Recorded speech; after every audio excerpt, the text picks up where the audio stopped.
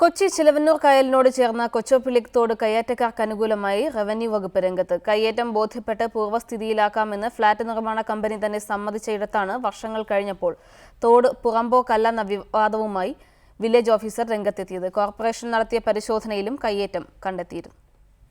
ചിലവന്നൂർ കായലിന് സമീപം നിർമ്മാണം പുരോഗമിക്കുന്ന വൻകിട ഫ്ളാറ്റ് ഉടമകൾ കൊച്ചി കോർപ്പറേഷന് എഴുതി നൽകിയ ഉറപ്പിന്റെ പകർപ്പാണിത്. വസ്തുവിന്റെ കിഴക്ക് ഭാഗത്തോടെയുള്ള പുറമ്പോക്ക് തോട് മണ്ണിട്ട് നികത്തിയതായും 3 ആഴ്ചക്കുള്ളിൽ തോട് പൂർവ്വസ്ഥിതിയിലാക്കാമെന്നും 2006 ഡിസംബറിൽ തയ്യാറാക്കിയ ഈ ഉടമ്പടിയിൽ പറയുന്നു. എന്നാൽ 9 വർഷം കഴിഞ്ഞിട്ടും ഒന്നും നടന്നില്ല. കയ്യേറ്റവുമായി ബന്ധപ്പെട്ട് ഹൈക്കോടതിയിൽ ഫയൽ ചെയ്യപ്പെട്ട സ്വകാര്യ അന്യായത്തിലെ 3ാം എതിർകക്ഷിയായ എളംകുളം വില്ലേജ് ഓഫീസർ സമർപ്പിച്ച സത്യവാങ്മൂലം ഇനി കാണാം.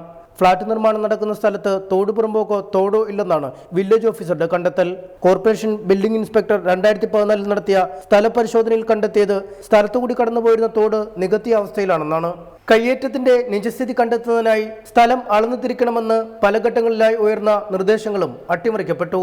ഫ്ളാറ്റിന് സമീപത്ത് തന്നെയുള്ള മറ്റൊരു തോടിന്റെ വീതി 20 മീറ്ററിലധികമാണ്.